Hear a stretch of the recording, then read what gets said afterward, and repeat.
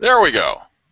Okay, it is 11 o'clock Eastern, and this, unless I have my calculations wrong on who's on screen, is an Oasis Hangout. Oasis is a standards organization. I'm Jamie Clark. I work there, and we're going to talk today, live without a net, as usual, about open source and open standards. Are they BFFs? Are they irrevocably different? Are they both, or either of them still going to be relevant in 20 years? Luckily, I have people with me who actually know the answer to those questions, including the fellow who I think is on the screen, if I'm reading this thing right, Mark Collier from OpenStack, who is joining us from Texas, and Chris Ferris from IBM, a CTO over there who has been at this for a while as well, who is joining us now from Florida, where he's recently relocated to the land of the alligator. Mark, can you introduce yourself for a sec? Sure, yeah. So I'm Mark Collier. I'm the COO of the OpenStack Foundation, and was one of the folks that helped get OpenStack started about 4 years ago when I was with Rackspace. We're getting it off the ground, and then about 2 years ago we started the foundation, and now I'm part of that organization that's responsible for helping to manage the OpenStack open source project. Chris? Hi, I'm Chris Ferris. I work for IBM. I'm CTO for the Open Cloud, and I basically have overall technical responsibility for all of our open technology initiatives relevant to cloud, including Cloud Foundry, OpenStack, and a number of open standards, including some that we've been developing at Oasis. So in a sense, Chris, you're one of Mark's customers. Not only one of our customers at Oasis, where you're doing standard stuff, but you're one of Mark's customers where you're participating in his foundation.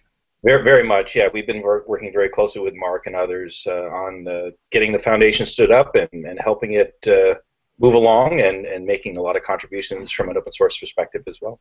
Thank you for being a loyal customer, Chris. Yeah. There you go. Now we know what that means in the 21st century. We're all in coalitions.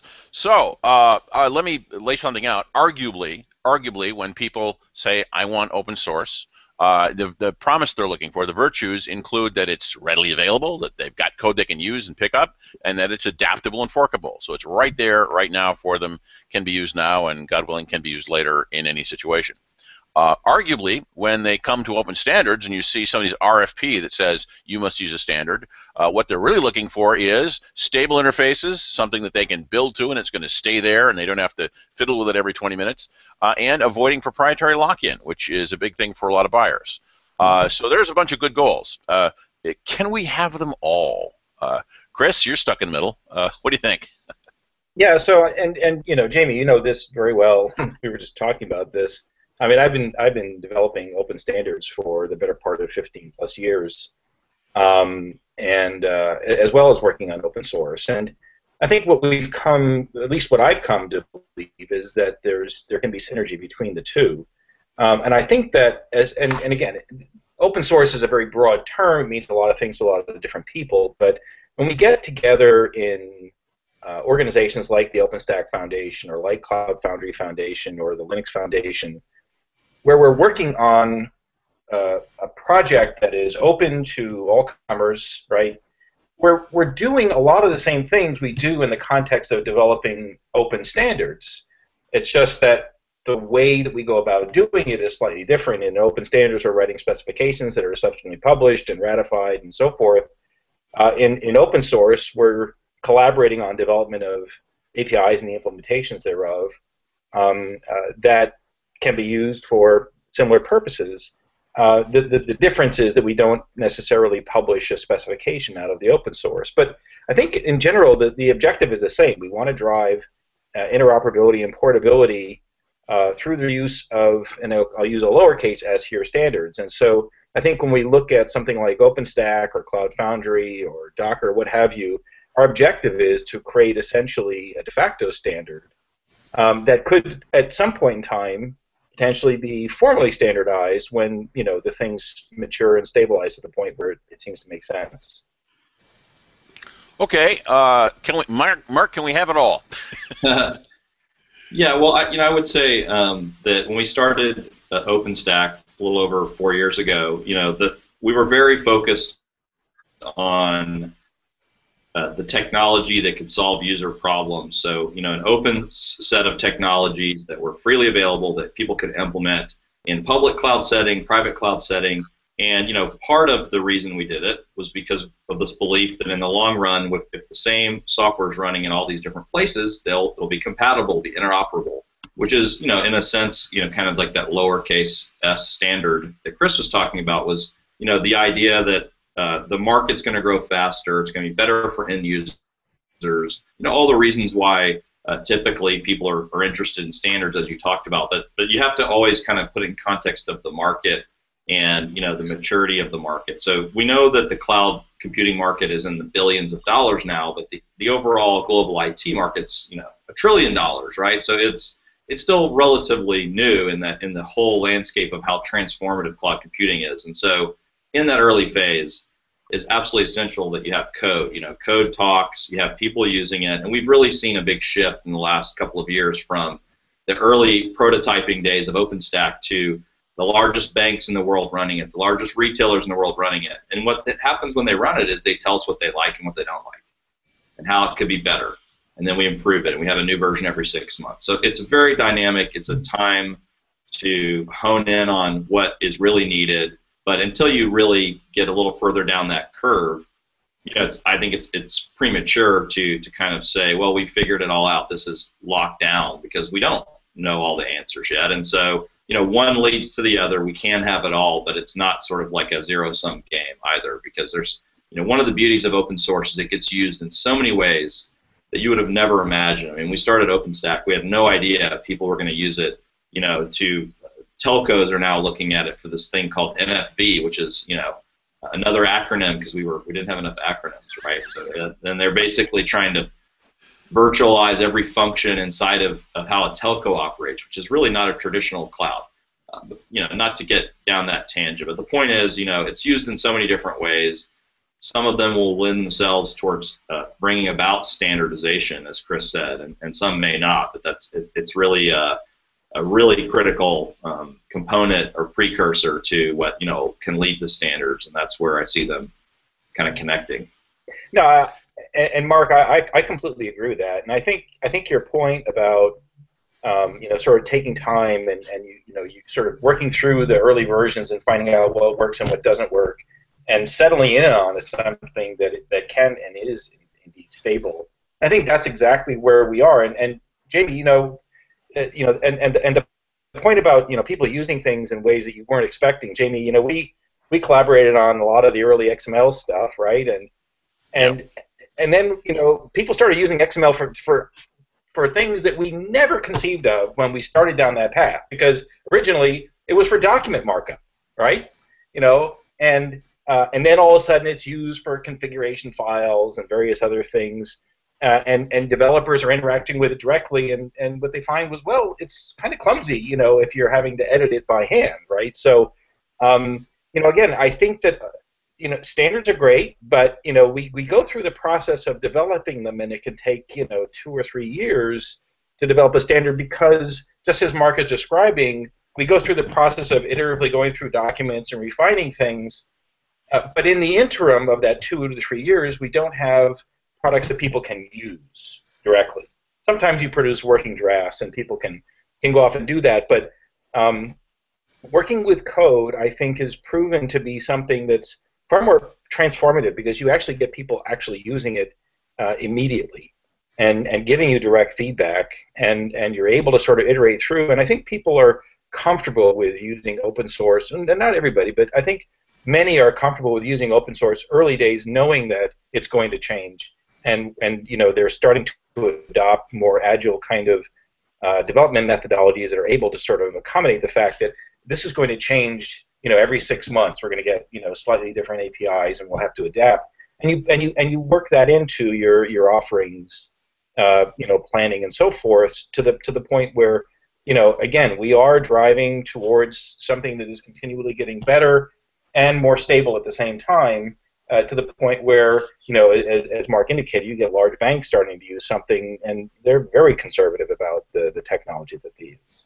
And I would just add, Chris, that the internet itself and the cloud itself and sort of everything as a service world we live in now, that's one of the things that is changing the way in which we kind of get to standards, right? Because in the old days, you'd go meet somewhere and physically and work for, working sessions for weeks or months or years to come up with a specification. You produce a piece of software based on that, and then it sits on a shelf, at a retailer. Someone buys it, takes it home, and installs it. Well, that's all. Those days are all gone. It's all, continuous development, continuous deployment, integration. Everything's continuous. We're in this era of everything's continuous, and so that's lends itself much more to kind of iteration, experimentation. Let's try this. Let's see if customers like it. And in an open source, kind of the word customer is almost like not exactly the right word either, right? I mean, people just kind of take it. It's like Legos, and we don't know what they're going to build with it, and then we find out, and then we kind of refine it from there, and it helps drive standardization. But it kind of, I think, maybe changed the model a little bit because of how easy it is for people to deliver software as a service or just collaborate online. All those things are really kind of helping change the model of how we get to standards. I love the fact that you guys are talking about unexpected uses, because I'm of course a professional standards guy, and what we tell our stakeholders is that it's like raising kids. You feed them, you send them to school, you grow them up, and then you let them loose in the world. And since it's for free, since it's go use my thing, they don't have to call us, they don't have to come back to a license. It's just out there on a rock. And then we hear later from governments in Estonia that they're using our stuff for all kinds of stuff that we never would have thought of, which is great, and that's a commonality. You guys are going right down the groove into a great question. I was going to start by asking, okay, how can open standards projects on our side become more agile and adaptable? But in a way, by talking about code and the need for continual revision and continual ability to reuse it, you're already going down there. And of course, we have the ITF, right, whose bumper sticker is rough consensus and running code. And at Oasis and some of the shops like ours, we find that whenever there's a standards project, more often than not, there's also a couple of GitHub or SourceForges or something running alongside it somewhere, testing it, that are informing it. So there's that feedback loop between the code and the data structure that is helpful. But let me take the other side of that. Okay, open source projects. Mark, you were talking about the continuous world. If I'm some guy in a government purchasing office, old school, and I want to buy something and I think it's got an amortization life, and I'm still thinking in terms of, I want to build to an interface, I want the interface to stay the same, I want to buy a thing or purchase an SaaS thing, and I want to keep using it for a while. I don't really maybe want everything to continually change. So how can open source projects become sort of a more reliable supplier of methods to structured long-term uses like those persistent architectures? Well, I'll give you my perspective on it, which is I think we've often seen this when people are kind of trying to get their heads around OpenStack and saying, like say, particularly before VMware was involved, to say like, well, how does OpenStack, compete with VMware? And it's kind of apples and oranges, right? One's a product and one is kind of a project and a framework, almost like a kernel, for something that can turn into a product, and you can take the raw output and you can certainly run it, and people do that. But then the markets, especially the government type markets like you're talking about, that want to see something supported for 7 years or 10 years, that's where this huge ecosystem is so vitally important around open source. I think there's been that kind of myth for a long time that somehow like open source is a business model, or it's anti-business, or somehow like not understanding the way that things interoperate. But especially with Apache licensed software like OpenStack, and a lot of things are Apache licensed now, it lends itself to a big ecosystem. So companies like Red Hat, IBM, they take OpenStack as it's coming out collaboratively through the community, they turn it into a product, they pledge to support it for many years to different markets, and a lot of these, if you look at the who's who of companies that know how to be a reliable supplier successfully to the government, they're all involved in OpenStack and they're productizing it. So there's kind of a upstream, downstream way to think about it in my mind, which is, it's part of all the different uses that happen as serving different markets by sort of productizing it different ways with different SLAs and so forth. So that's kind of how we see it. One complementing the other as sort of an upstream, downstream kind of way of thinking of it. So you need the ecology. Okay, fair enough. Chris? I completely agree with that, and but I think there's a couple of aspects to your question, Jamie, that I think are important. One is, you made reference to sort of doing it the old-fashioned way, or sort of focusing on procuring some piece of software that's going to be frozen in time for the next 20 or 30 years, and that is just I think that's a combination of there's a need for some cultural change in the way that we consume software to start with, because there is no such thing as software that doesn't change for 20, 30 years. Um, it maybe only changes on the margins, but there are security patches and so forth. I mean, how long has Bash been around now? It's been around for quite a while, and yet we just found a severe security Apparently. vulnerability in the scripting language that everybody's been using for the past 10 or 15 years, and oops, so now everybody's got to run around and change the underlying operating systems for the applications they've been running for so long. So nothing is forever. I think though that to Mark's point, we're trying to go for the same sort of thing. Again, there's open source and then there's open source. So there's I started GitHub repo and I develop some piece of software and I put an Apache or an MIT or a BSD license on it or a GPL and I say go have at it, right? That's sure, that's open source and it's nice and it's free as in beer and so forth, but there's no ecosystem around that. There's no community of development around that. It's open in the sense that I've made it freely available, but is it really open in the sense that I'm inviting others to come and contribute to it? Taking a fork and then not giving back isn't really what the model is. What Mark is describing, I think, though, is really very much along the lines of what we've been trying to do in open standards. The difference, though, I think, with code is that we're able to deliver something that's immediately valuable to everybody, right? A specification is immediately valuable, but it needs to be transformed into software. And what we're talking about in doing open source is actually developing software collaboratively, where everybody is contributing back upstream, and where the end product is something that we then incorporate into our various offerings, and it delivers the interoperability and the portability that we're all striving for, both from a consumer perspective as well as from a vendor perspective. And then it's got that whole ecosystem of ISVs and service providers and skilled, development resources and so forth, familiar with the technology. So it creates a market, essentially. And in that context, I think that's where we need to get consumers, whether they're governments or just enterprise, to recognize that there's equal value there. Now, would there be more value if we could find some way of getting synergy between open source communities and open standards communities to the point where the work can be iteratively and successfully produced, but then we can actually ratify it and say, this is a specification that goes along with this implementation, and it's gone through the same sort of rigor that we think about with standards. If we can do that in an agile way and deliver something in roughly the same period of time, then I think we might have something.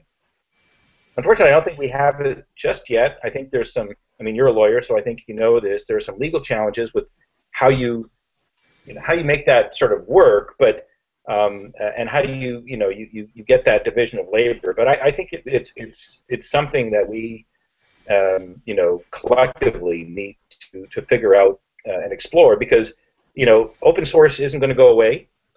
Governments need to consume software, and we need a certain degree of stability and standards and so forth to satisfy the regulators and so forth. So I think I think we're all working towards the same objective. We just need to figure out what's the better way of getting it, of achieving it. Well, I'm going to go on a limb and give an opinion. Don't worry about the law, okay? if we want to do something bad enough, if we want to do something bad enough, the lawyers will find a way to make it good. Always have. They said electronic signatures were invalid too. So I'm not worried about that. I do see an evolution in our methods of doing business. Mark was talking about the old model of everybody gets in a room and does meetings. Well, I mean, look, from our perspective at Oasis, we used to be very meeting centric. We used to have annual meetings. We used to get everybody get in a room, and what we found is the last 10 years has blown apart that model. The people who work with us want global collaboration across time zones. They want to be able to dip in and out. They want to be able to change up who's showing up at things over time. They don't want to have to be at one meeting for 1 hour every 2 weeks kind of stuff. And so almost all, I mean, we literally had to rewrite our whole process to be susceptible of being completely remote. Now everything we do is ballots on the web, open for a period of time, notice periods. You can basically participate asynchronously in all of our standards work, and that is an absolute necessity if we want to have most technologists and almost any buy-side people or governments involved. They're not going to send a six-pack of people to a meeting in Vienna anymore. It's got to be, or Silicon Valley. It's got to be asynchronous. I think as our communities have a broader understanding of the need to be able to interact in that asynchronous way, and as they commit to the kind of community support that Mark was talking about for sort of continuous improvement, then the methods that we develop for doing that will follow, as long as there's a will to cooperate. Let me just go completely off the map and go to APIs, because I think that's a good example. Okay, everybody is consuming services, whether it's something based on a standards-based piece of computation, or whether it's a service that's being cribbed up by something in an organization based on open source software like OpenStack. Everybody's facing these things through an application program interface. What can we all do to help with the consumability and vendor neutrality and stability and agility of APIs? Because it's kind of an interesting phenomenon where we're all being asked to work with them, but I have to say, none of the open community development methods I'm familiar with have really got into the sweet spot of being able to help the world manage and deploy and fidget with APIs. So I'd be interested to hear what you guys think about that. Mark, you want to take a shot? Sure. Yeah, so I mean, this actually kind of ties back to what Chris was saying about the collaborative development model. I think what's really cool that we're starting to see in OpenStack is that it's not just vendors. It's of course you need all the different big vendors to be part of it and collaborate in good faith, and that's critical. But it's also users. So we have end users who just want to consume the software, who are involved, and they come to our summits. Some of them contribute a fair amount of code. I mean, one of our top 20 contributors is actually just a user. I think it's Comcast. And we've also got CERN, which runs the Large Hadron Collider, collecting these massive quantities of data from these physics experiments. So these are users. They're involved because it's strategic to their business to become more cloud enabled, and they've picked OpenStack as their platform.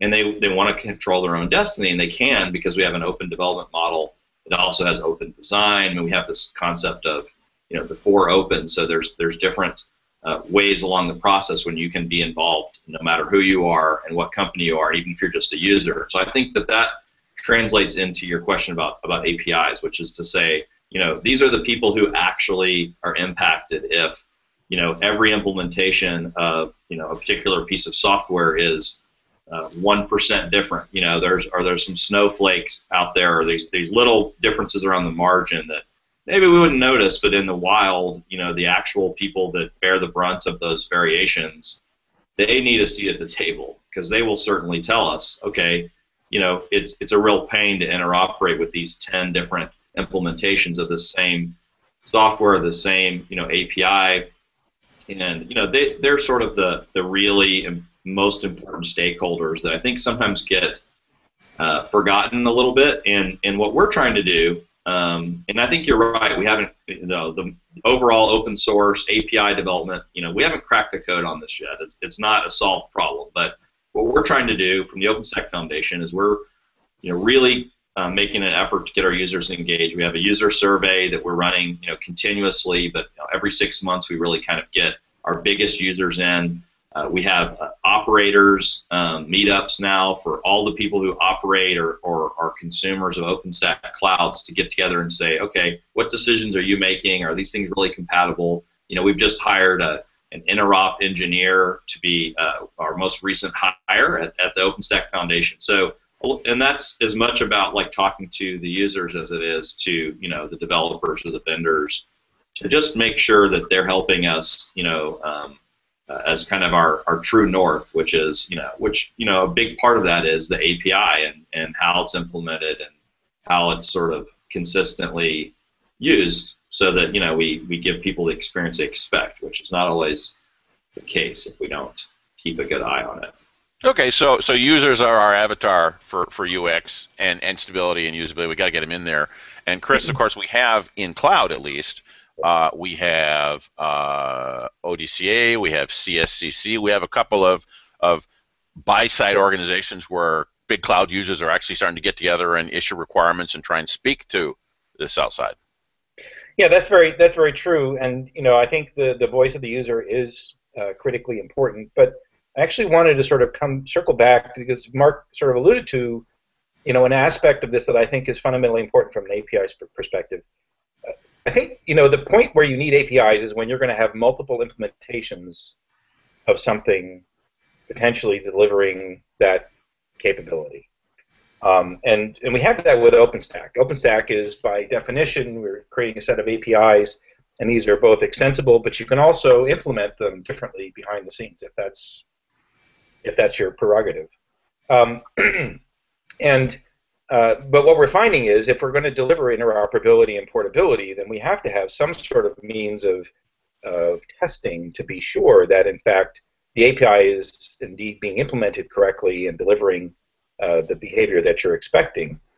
And so the OpenStack Foundation is working on defining a set of tests that we can use to test other implementations that are leveraging OpenStack. And I think, again, when I think back to the work that I was doing around profiles for web services and so forth, it comes back to the same thing.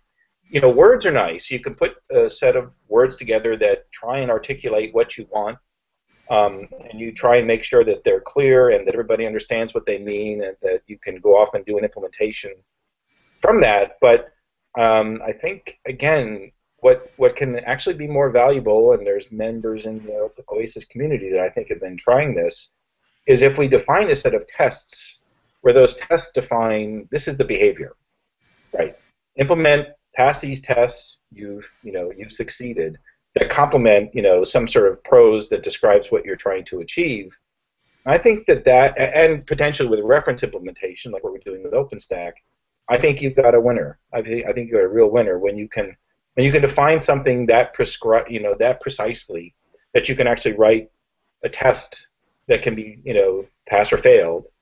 Then I think you have the ability to deliver a true standard that everybody can count on, and that's the real power of the API economy. What would be when people are delivering APIs that have robust set of tests that accompany them, such that others can go off and do an implementation of that API.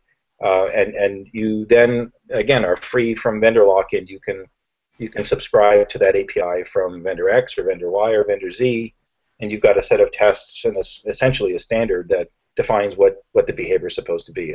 I think that's when this thing really starts to take off. That's a great point, because if you've got the testing tool, then we don't care what's under the hood. You just, you make it through this square hole here, and you're good. And what that allows for all of us is the thing we're all supposed to do, and that is to be able to serve people outside of our ecologies who never come to any of the meetings of our various organizations, but it's always onboarding that one next participant in a trading partner ecology who just wants to see the shape of the hole and build something to suit it, and they can go buy it, they can build it, they can rent it, but they just want to get through the hole because they want to trade with everybody else. They don't want to come to all our meetings. They just want to be able to do the thing. And if we have the thing well defined, then we're permitting that kind of network effect and onboarding. Mark, I'm not looking for a rebuttal, but do you want to add anything to that? And we're coming up on I want to add one point, which is that, I mean, Chris is 100% right. Testing is critical. I think actually the tests themselves being open source or readily available is really critical because it brings a transparency and kind of a market signaling function. By that, I mean, the users, the customers, people out in the market, they can run the tests themselves against 10, 20 different providers, let's say of OpenStack clouds or whatever, or products or distributions, and they can see for themselves what the results are. And if they see a couple of things they don't like, they can go back. I mean, they're the people writing the checks, right? They can go back to those vendors and say, in my RFP, going back to your RFP question, my RFP, you need to pass 100% of these tests. And by the way, I've been running some tests in my lab, and I see a couple things that concern me. And then, what happens is there's a very predictable and positive market response, I think, and when that transparency is, you'll tend to see vendors converging towards passing all the tests because, that's what people are going to certainly ask for. So I think that's a critical piece of it too. Very much. So non-stickiness, frictionless licensing, so that people can get in and get out and do their thing and not be worried about what gets stuck to them. Yeah, I mean, just better information flow in the market makes it move faster towards where it's meant to go. That's great. Okay, time to wind up. Mark, you want any last words? No, I just want to thank you for hosting us. It's been great. This is great, and we'll obviously keep talking because we have a lot of projects going back and forth between our various organizations. Chris, last talk? No, I've got nothing to add. This was a great discussion, and I look forward to continuing it. Thanks very much to both of you, and thanks to everybody who showed up to take a listen to this. We do these Oasis watering hole sessions live without a net approximately once a month if we're getting it together. So keep an eye on our page, and we'll tell you when the next one comes up. I believe the next one is about smart cities. Thanks, Chris. Thanks, Mark, and best of luck to everybody. Take care. Everybody. Thanks.